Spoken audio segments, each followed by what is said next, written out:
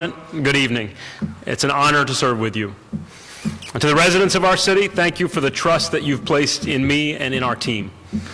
And to Sarah and our kids, I love you, and I cannot thank you enough.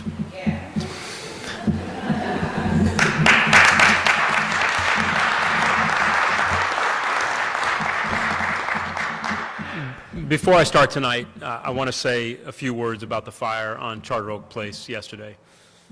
Our prayers are with the family of Jerome Kaiser, who lost his life, and with all of the families who lost so much. Knowing that terrible fire was set intentionally makes the tragedy all the more awful. It could have been one of the worst fires in our city's history, and the reason it was not is because of our first responders. Our firefighters, our police officers, our dispatchers, our emergency medical professionals, they saved many lives. And in the hours since the fire, the HFD Special Services team, our Health and Human Services team, the Red Cross, and our CERT teams have been working to help support and relocate the roughly 70 families displaced yesterday. Even as our hearts are heavy, we are so grateful and proud to those who choose to run toward danger and who prevented so much greater loss yesterday. As Council President said, this is the 5th time I've had the chance to speak to you about the state of our city. The first 2 focused on a historic fiscal crisis. We confronted insolvency honestly and boldly, and over the last few years, we made those tough choices necessary to put our city on a new path forward. Tonight, I can report that the state of our city is stronger than it has been in decades, and it's getting stronger. And if we are willing to stay disciplined and stay bold, it will get stronger still. We have so much more work to do, and we are nowhere near where we aim to be. But look back on just the last 12 months. Since last year's State of the City, we won the litigation with Centerplan, signed development agreements for downtown North and Park and Main, saw residents move back to Bowles Park, broke ground on the redevelopment of Westbrook Village and the Hub on Park, watched professional soccer and the Turkey Day game played at Dillon Stadium, enacted a comprehensive new housing code for the first time in 40 years, partnered with residents to force out 2 of the city's worst slumlords, opened Weaver, and started renovating Martin Luther King School.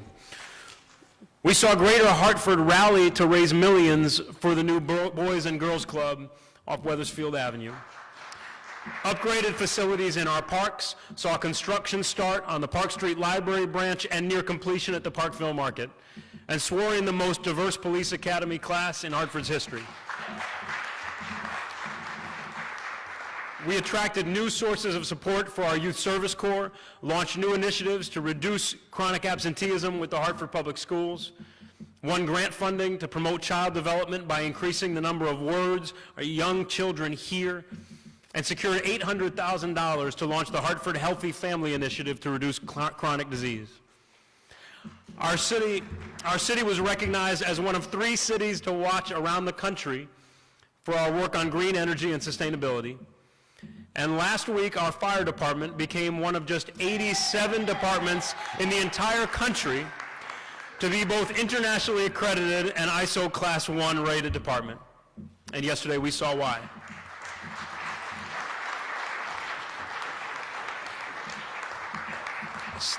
Stanley Black & Decker opened their Manufactory 4.0 in downtown Hartford. Like Infosys did in 2018, 2 leading tech firms, Galaxy Solutions and HCL, made Hartford a home for their global innovation work, accelerating Hartford's growth as a scale-up city and a regional tech center.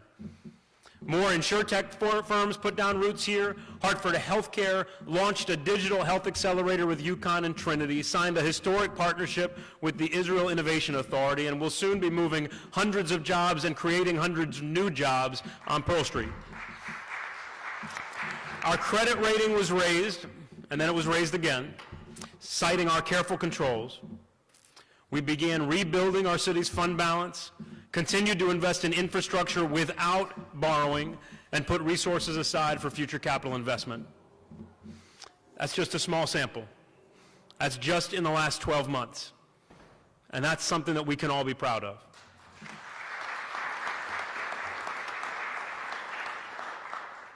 But we do have so much more work to do. We know that for a lot of our neighbors, those victories may not feel like victories in their lives. Because for many in our community, the battle is about making ends meet every day. It's about getting a job but not having the transportation to get to that job. It's choosing between paying the heat or paying taxes. It's knowing that their child has fire in her eyes to learn but isn't getting what she needs at school. It's living in a building with windows that won't close or mold on the walls, but having doors slammed in your face when you try to rent somewhere else with a voucher in your hand. It's watching kids move away because they don't find the opportunities they want right here. And it's trying to find a job, but running again and again into the barrier of a record from long ago. We know how much work we have to do. And that's why today I want to focus less on where we've been or even where we are, and more on where we're going, the future of what we want to build. And then I want to talk about one specific way that we can all do something right now to help include as many of our fellow residents as possible in that future. Every 10 years, every city and town in Connecticut has to update its 10-year plan for development. This time we looked 5 years further to 2035, the year that Hartford turns 400. Our Planning and Zoning Commission began that process months ago, engaging thousands of residents through public meetings, working groups, and surveys. I want to thank our planning commissioners and our P&Z chair, Sarah Bronin, for dedicating a tremendous amount of time to that engagement work and to building a plan that reflects our community's aspirations. To build the vibrant, thriving, bustling, safe, fun city that our residents want, the draft city plan released last Monday identifies 5 action areas: green, move, live, play, and grow. Green to become a more sustainable city, move to become more connected, live to become more equitable, play to become more active, and grow to become a more prosperous city. Our draft city plan paints a bold picture, as it should. We can be honest and acknowledge that it would be an extraordinary achievement for the region, for the state, or even for the country, and certainly for our city if we accomplish everything we set out to do. But I don't view this plan as a too distant dream that we have to temper. Last year I asked everyone, whether you're a city employee, a resident, someone who lives in the region, to believe in Hartford, to work for Hartford, help reimagine and remake Hartford. Our plan's an opportunity to do that. It's an expression of our aspirations. So if you haven't already, today I'm asking you to take a look at it, think about what's in it, and give us your feedback. Hartford2035.org. Hartford2035.org. The draft plan has more than 200 recommendations in it. There are transformative physical projects that would fundamentally change the nature of our city, like fully reconnecting Hartford back to the Connecticut River and turning the South Meadows into an area that drives economic growth and creates opportunity for our community. Or building Parkville into an arts and innovation district, or complementing the Albany Avenue streetscape and development in downtown North with a North Main Culture Corridor anchored by a revitalized Terry Square. Or reimagining Retreat Avenue as the green corridor at the center of a health innovation zone. There are priorities focused on our most long-standing challenges, like cutting gun violence in half, dramatically increasing attendance and supporting achievement in our schools, making the No More Slumlords campaign a reality as well as a powerful rallying cry, and working with the state to expand and improve public transit in Hartford and beyond. There are goals related to climate change and resiliency, like expanding solar energy usage by 300%, replacing the whole city vehicle fleet with clean energy vehicles, and planting 3,000 trees a year. And there are broad aspirations, like making Hartford the live music capital of Connecticut, or promoting Hartford as the scale-up city for entrepreneurs of all kinds. We could spend hours talking about the rest of the plan, and if you want to, there are 6 public meetings this month about the plan, and the next one is tonight, right after this, at the Parkville Market. You'll get a chance to see the new Parkville Market, too. Though our 400th anniversary may feel far off, this plan should guide us as we make decisions about priorities and our investments right now. It may take us 15 years to build 100% of our bike plan or our parks plan, but we need to start that work now. Today, we're far short of planting 3,000 trees a year, and we need to start ramping up now. And while we've seen most categories of crime drop significantly in recent years, we have much work to do together to meet our goal of cutting gun violence in half. And that's why the work that we're doing now with our rapid response protocol, juvenile specialist, domestic violence intervention, partnership with community organizations, Project Longevity is so crucial. And why we're determined right now to build a strong hospital-based violence intervention program and expand the work of our violence interrupters, not 15 years from now, but now. And we're a long way from achieving everything we plan to do. But while we have so much work to do, there is already new energy and activity and investment, and nearly 40% of our residents already identify arts and culture as our city's greatest strength. So now is also the time for us to start building a marketing campaign to promote the great things that are happening in our city right now. I'm grateful to everyone who contributed to our draft city plan, and I hope as many people as possible contribute their ideas and their feedback. Growth is a big focus of the plan. But one of the legitimate questions that people ask here and around the country is, who is this growth for? The innovation ecosystem that's growing here, the buildings that are going up, the businesses that are coming here. Will the residents of this city benefit from those things? I've always believed that the answer is yes. We are one Hartford. We're a small city. We're a city whose future depends on growth. And we're a city that had 50,000 more residents 70 years ago. So we have room for development that knits our neighborhoods back together and fills in gaps. And because of that, we have the chance to do what many cities haven't been able to do, to promote investment and growth without creating displacement and loss. But we also have an obligation to bring ladders, to build ladders of opportunity for everybody, so that everyone has a chance to share in Hartford's rise. There's many steps to that. One is supporting and working with the Board of Education and Superintendent to continue strengthening our schools and especially our neighborhood schools. Another is growing programs like the Youth Service Corps, which will be even stronger in its 5th year thanks to new support from the Hartford Foundation and expanded support from the Dalio Foundation. A third is expanding the connections between our community colleges, job training programs, and the employers that are looking to fill jobs today, like the Hartford's apprenticeship program with Capital Community College. But the part that I want to focus on tonight is how we can take a bold and big step to address an issue that affects almost every resident of our city, directly or indirectly. And that's what kind of life people are able to live when they've made mistakes and paid for those mistakes. Over the course of the last 2 decades, more than 13,000 Hartford residents returned home after serving time for a misdemeanor or a felony. And many more not counted in that number live with a record of mistakes even older than that, with no new offenses in a long, long time. If you came in through the back of City Hall tonight, you walked past the Hartford Reentry Welcome Center, which we started with Community Partners in Action and with the help of the Hartford Foundation.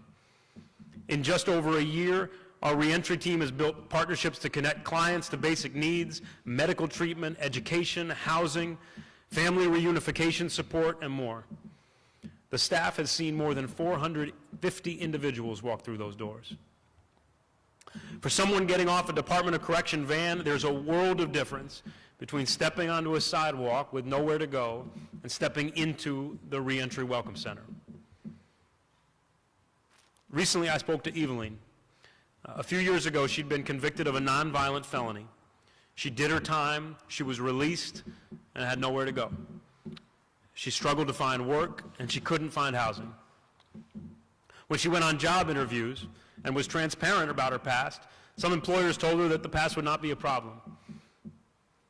And then 2 or 3 days later, they'd pull the offer back when the background check came in.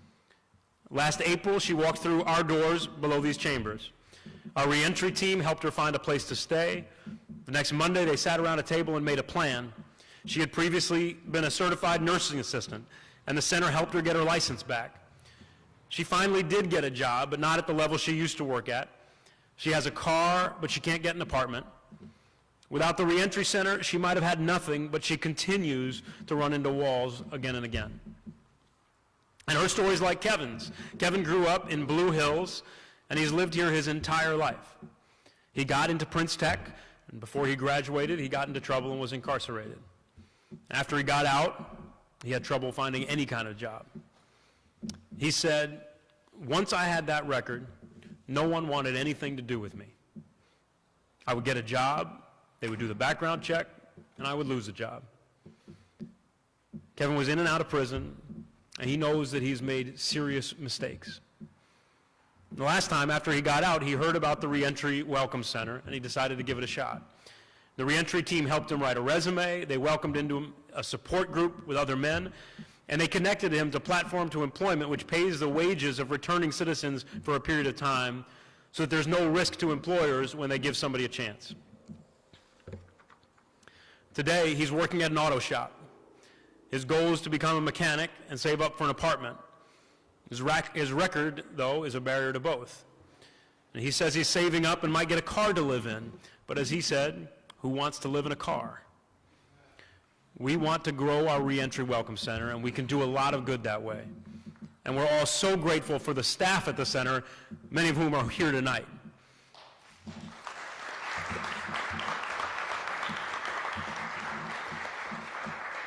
Our incredible reentry team can be a knowledgeable resource. They can be compassionate.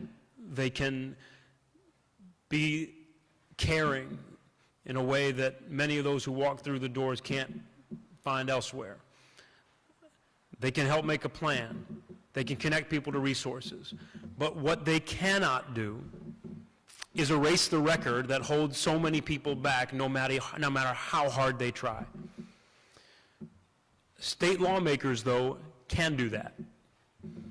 And we as a community can put our voices and our stories and our collective effort to work to help make that happen. Because as long as Kevin and Eveline continue to do the things the right way, it doesn't help anybody if they can't get or even look forward to the time when they could get an apartment or a job or a promotion. It doesn't make our city safer or our community better off.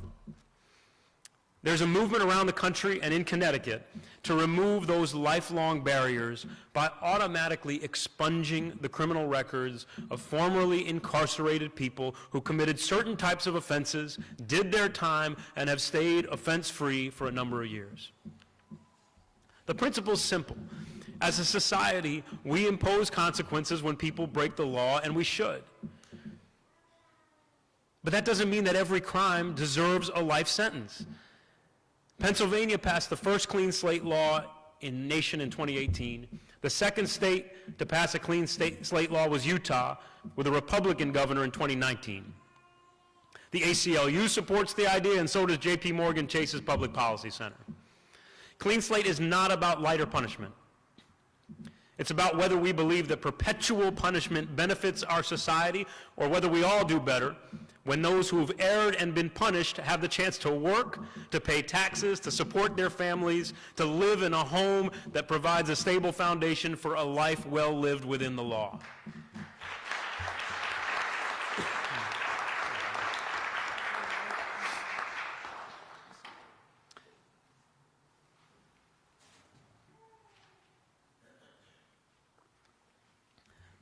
Governor Lamont deserves credit because at the beginning of this legislative session, he helped start the conversation and introduce clean slate legislation. His bill applies to certain classes of misdemeanors, and it could be a first step. But there's legislation that would go much farther, and we should support that.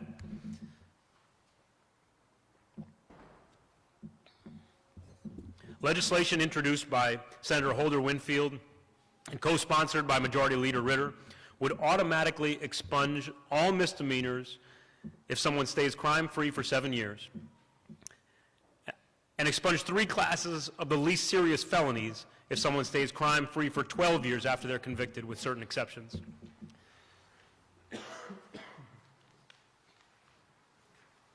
The principle is the same, but the impact, particularly in our community, would be much broader.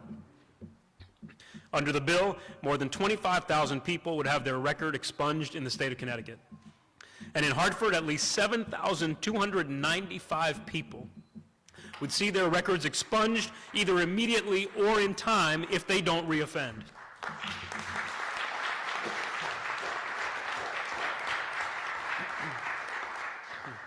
Why am I focusing so much on a legislative proposal that you, the council, can't enact and we cannot implement in city government? Because people often ask me what they can do as individuals to benefit our community. And right now I have an answer.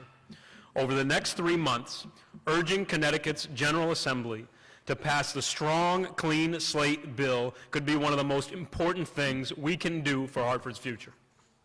Because unlike many of the big challenges we face, this one can be fixed fundamentally and quickly. With the vote of 2 chambers and a stroke of a pen, thousands of residents in our city would be able to participate more fully in the growth and the opportunities we're seeking to create. So let's support our legislators, and let's fight for our residents by pushing for a serious, meaningful clean slate bill. And at the same time, let's build on the position we've gained as one of the most progressive and compassionate cities in the country when it comes to reentry support.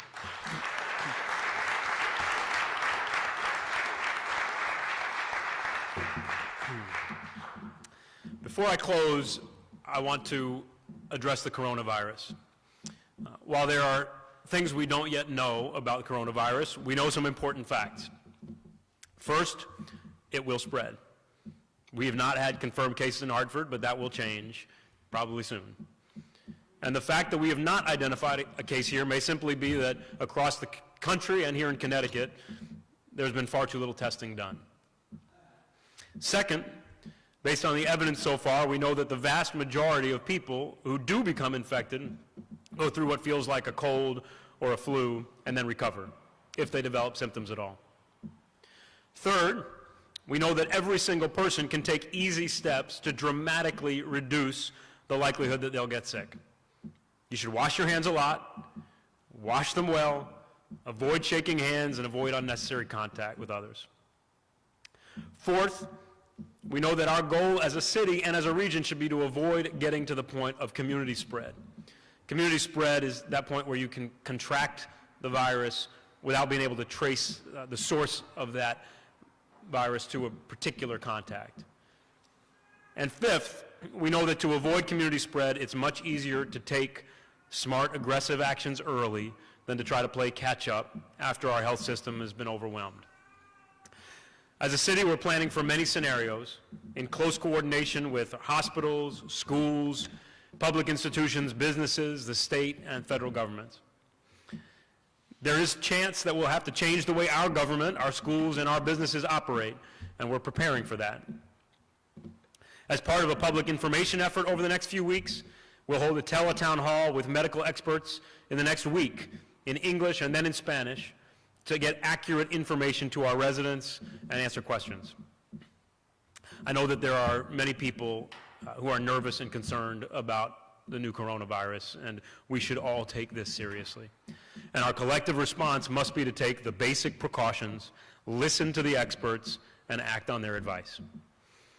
And I ask for your understanding in advance if we have to make decisions that do affect your daily life or your business. That may mean inconvenience and disruption. It may mean cancellations and closures. We will err on the side of being early and aggressive rather than late and slow. At the end of the day, the novel coronavirus too shall pass. As a community, we've come through much harder things. We'll do it honestly, deliberately, resiliently, and transparently. And in the meantime, the work of building the Hartford we all want to see will continue. Because, as I said that day that many of us up here were elected last fall, we all want the same things for our city and for each other. We want the 8th grader going to a neighborhood school to set her sights on a Hartford Promise scholarship and get it. We want the small business owner on Maple Avenue who immigrated to this country to grow his business, to grow new jobs and create opportunity for others. We want the mom of kids on Enfield Street to see the path for her kids to work at one of our insurance companies, or to be a teacher in our schools, or an engineer at Pratt & Whitney, or to serve in City Hall someday. And we want our kids growing up here to be part of building and reinventing our city, not moving away to find opportunities elsewhere. Government alone can't do all that, but government has a role to play. Planning well will help us do it better. Not shying away from the fights that need to be fought will help us go farther.